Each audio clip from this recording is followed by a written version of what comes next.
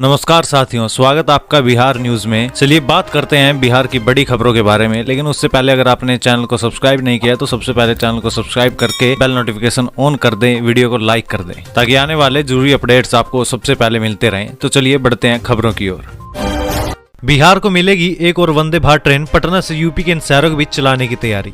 बिहार को जल्द ही एक और वंदे भारत एक्सप्रेस ट्रेन की सौगात मिलने वाली है। पटना से उत्तर प्रदेश की राजधानी लखनऊ के बीच वंदे भारत ट्रेन चलाने की तैयारी हो रही है। इससे बिहार के लोगों को लखनऊ के साथ ही अयोध्या जाने को भी बेहतर सुविधा मिलेगी। पटना से Lucknow via DDU Ayodhya route पर वंदे भारत ट्रेन का सर्वे पूरा कर लिया गया है। जल्द ही रेलवे बोर्ड इस रूट पर सेमी हाई स्पीड ट्रेन की अधिसूचना जारी कर सकता है। पटना से अभी रांची और हावड़ा के बीच वंदे भारत एक्सप्रेस ट्रेनें संचालित की जा रही है। इसके अलावा दीपावली छठ पूजा के समय दिल्ली से पटना के बीच भी वंदे भारत स्पेशल ट्रेन चलाई गई थी। अब पटना से लखनऊ के बीच नियमित वंदे भारत एक्सप्रेस ट्रेन चलाने की तैयारी की जा रही है। रिपोर्ट्स के मुताबिक इसी महीने इसकी अधिसूचना जारी हो सकती है। साथ ही अगले महीने यानी नए साल से इसका परिचालन शुरू किया जाएगा।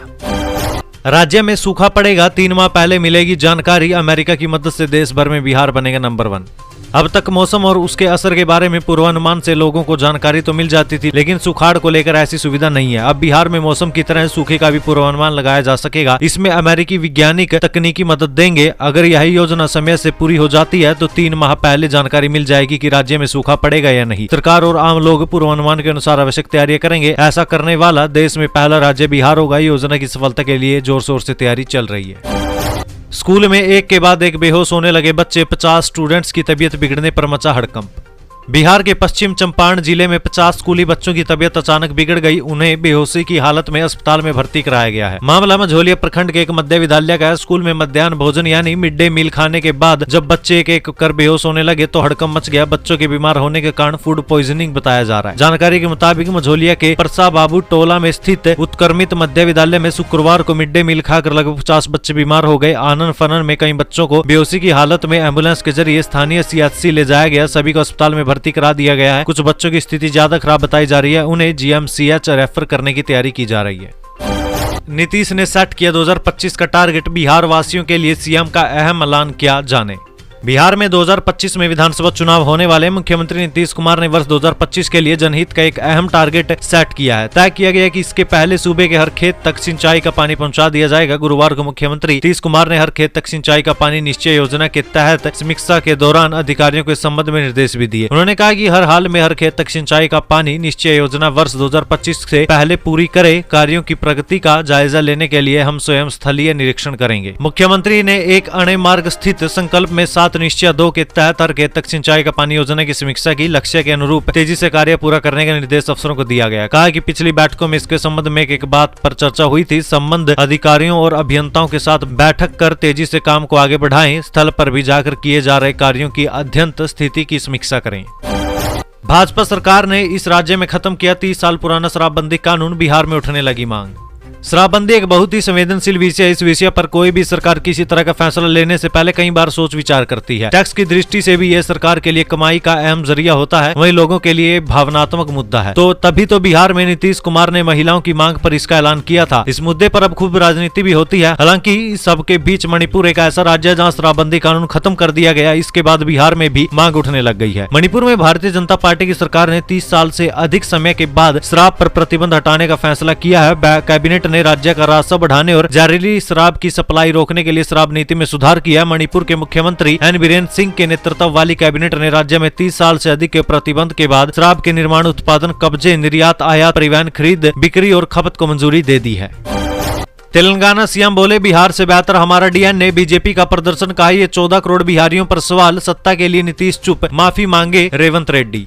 तेलंगाना के सीएम रेवंत रेड्डी के बिहार के डीएनए पर दिए गए बयान के बाद अब सियासत तेज हो गई है। पूर्व केंद्रीय मंत्री रविशंकर प्रसाद ने इसे लेकर कहा कि कांग्रेस देश को बांटने की कोशिश कर रही है, वो अपने आप को बनाए रखने के लिए गिरती जा रही है। रविशंकर प्रसाद ने इसे लेकर सीएम नीतीश कुमार से भी सवाल किया। उन्होंने कहा कि सीएम रेवंत रेड्डी ने नीतीश कुमार की जाति पर सवाल उठाए हैं, वो चुप क्यों है। इधर शुक्रवार को बीजेपी ने तेलंगाना सीएम के खिलाफ भी प्रदर्शन किया। पटना के इनकम टैक्स चौराहे पर जमकर विरोध प्रदर्शन किया गया। साथ ही मुख्यमंत्री रेवंत रेड्डी का पुतला दहन किया। हाजीपुर में बिहार के डिप्टी सीएम तेजस्वी यादव से सवाल हुआ तो वे नो कमेंट करते दिखे। उन्होंने कहा कि बयान को जब तक हम सुनेंगे नहीं तब तक हम बोलेंगे नहीं।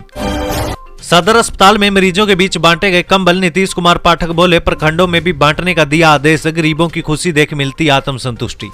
बढ़ती ठंड को देखते हुए गरीबों, बुजुर्गों और असहाय लोगों के बीच गुरुवार को सदर अस्पताल अररिया में जिला पदाधिकारी के निर्देश पर समाज कल्याण विभाग के द्वारा सदर अस्पताल में कंबल का वितरण किया गया। इस दौरान समाज कल्याण विभाग के सहायक निदेशक नीतीश कुमार पाठक ने कहा कि अचानक से मौसम में आए बदलाव के कारण कई लोगों को सर्दी का प्रकोप झेलना पड़ रहा है। गुरुवार को हुई अचानक बारिश के बाद भी दिन भर बादल छाए रहे और ठंडी हवा के कारण ठंड बढ़ गई है, जिसके बाद जिला पदाधिकारी इनायत खान के निर्देश पर गुरुवार की रात कंबल का वितरण भी किया गया था। नीतीश कुमार पाठक ने बताया कि गरीब के चेहरे पर खुशी देख आत्म संतुष्टि मिलती है। उन्होंने बताया कि समाज कल्याण विभाग के द्वारा मुख्यमंत्री वस्त्र योजना के द्वारा गरीबों एवं असहायों के बीच कंबल बांटा गया। वहीं उन्होंने कहा कि 25 लोगों के बीच कंबल का वितरण किया गया है। स्वरोजगार के लिए युवाओं को टूल किट दे रही है सरकार, इन आहर्ताओं को पूरा कर उठा सकते हैं लाभ।